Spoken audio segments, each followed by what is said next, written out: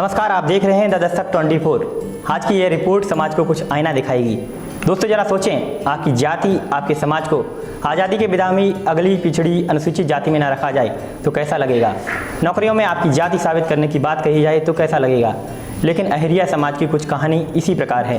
अहिरिया समाज मुख्य रूप से एटा, कासगंज, मथुरा, अलीगढ़, बुलंदशहर, गौतम बुद्ध नगर, अमरोहा के जनपदों में रहता है। इनकी मांग है कि अहिरिया जाति को पुनः अनुसूचित जाति में शामिल किया जाए। इसके लिए ये लोग आंदोलित भी हैं। कई जनपदों में अहिरिया समाज के आंदोलन चलते रहते हैं। यहाँ जानना जरूरी है कि वर्ष 1950 में अहिरिया जाति उत्तर प्रदेश की राज्य अनुसूचित जाति की लिस्ट में शामिल थी।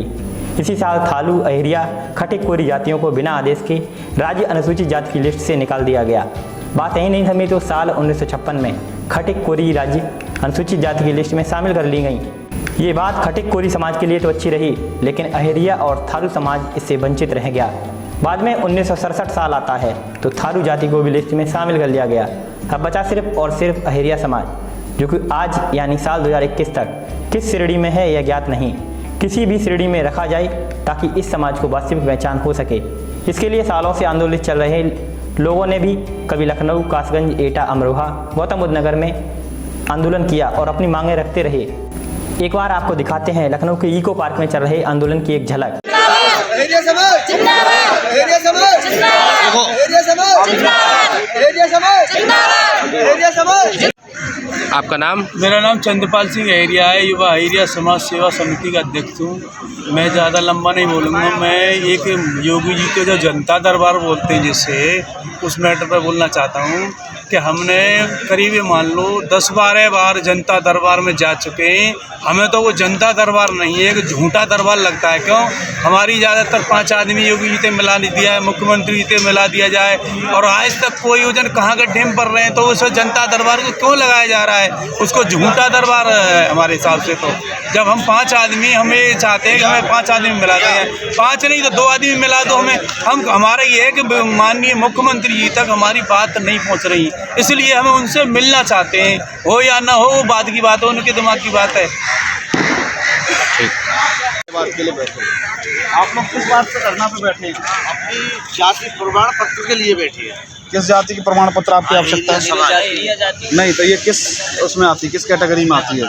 पहले संविधान लागू होने के बाद जो 15 अप्रैल 1950 का गजट था, इस गजट में उत्तर प्रदेश राज्य की एससी की सूची में 2 नंबर पर थी। 3 महीने 26 दिन बाद 11/8/1950 को शासनादेश जारी किया। उसमें उत्तर प्रदेश राज्य की सूची से 4 जातियाँ निकाल दी। अहिरिया, खटिक, कोरी, थारू। खटिक कोरी को 25/9/1956 में पुनः शामिल कर लिया एससी में। थारू जाति को 24 जून 1967 में शामिल कर लिया। बची अहिरिया। अहिरिया जाति को वर्ष 1950 से लेकर अब आज की डेट तक ना तो एससी में है, ना एसटी में है, ना ओबीसी में, और ना ही कोई जनरल लिखने को तैयार है। अरे तो ये हमारी समस्या है। हमें केवल अपनी अहिरिया जाति को लिस्टेड कराना है, और यही हमारी पहली और अंतिम मांग है। अभी तक आपका कोई ज्ञापन लेने नहीं आया? ज्ञापन हमने 29/9/2021 को दिया था। जीपीओ, उस दिन हम 6-7 हज़ार अहिरिया समाज के लोग थे। जीपीओ पार्क से विधानसभा से यहाँ तक पैदल चल के आए थे नारेबाजों के साथ। प्रशासन ने हम 5 लोगों को निदेशालय समाज कल्याण विभाग के डायरेक्टर साहब से मिलाया। वहाँ हमारी वार्ता हुई, सारे एविडेंस दिए। उन्होंने मान लिया कि अहिरिया जाति किसी कारण छूट गई है, लेकिन हम शामिल नहीं कर सकते। इसका प्रपोजल भारत सरकार को भेजेंगे। तो हमने कहा तुरंत भेजो। तो उन्होंने कहा कि हमें 10 दिन का समय दीजिए, क्योंकि इसमें थोड़ा फॉर्मेलिटी ज़्यादा है। और प्रशासन ने भी हमें बस समझाया कि नहीं, टाइम लगेगा, दे दीजिए। फिर हमने प्रशासन की और उनकी बात मानी, लेकिन मानने के बाद आज तक हमारा प्रपोजल भारत सरकार को नहीं भेजा। आप लोग कब तक बैठे रहेंगे?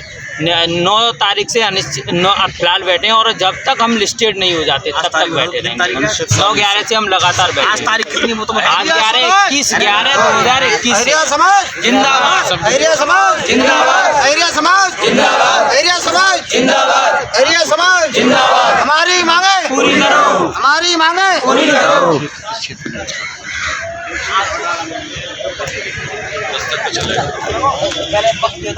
आप लोग किस क्षेत्र में ज़्यादा संख्या में हैं? पश्चिमी उत्तर प्रदेश के समस्त जिलों में अलीगढ़, हाथरस, मथुरा, कासगंज, बुलंदशहर, मेरठ, सहारनपुर तक हैं। अमरोहा, संभल, बागपत, सारे जिलों में हम लोग निवास करते हैं। 22 से लेकर 25 जिले तक है वेस्ट में।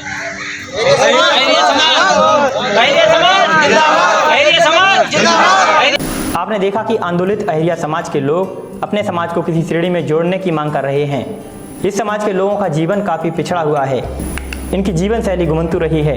इसकी वजह से समाज के बच्चों का शिक्षा का प्रतिशत ना के बराबर है। आज भी 90% लोग खेतों में काम करते हैं। सामाजिक कार्यकर्ताओं ने इनके Aadhaar card, voter card, ration card तो बनवा दिए हैं, लेकिन इनके जाति प्रमाण पत्र नहीं बन रहे हैं। जाति प्रमाण पत्र न बनने से समाज के बच्चों की शिक्षा दिलाने की योजना पूरी नहीं हो पा रही है। इसकी वजह से समाज के बच्चे गलत आदतों में पड़ रहे हैं। लोगों ने यह भी आरोप लगाया कि उनकी जाति प्रमाण पत्र बनाने के लिए दलाल मोटी रकम वसूल रहे हैं, जबकि सही तरीके से बनवाने पर लोगों के जाति प्रमाण पत्र नहीं बनाए जा रहे हैं। आंदोलित लोगों ने मांग की है कि प्रशासन इस समस्या का समाधान करे। उधर कासगंज, मेरठ, बुलंदशहर, अलीगढ़ में भी कुछ दिनों के अंतराल पर अहिरिया समाज के तमाम महिला और पुरुष एकत्रित होकर सड़क पर उतर आए और जमकर नारेबाजी की।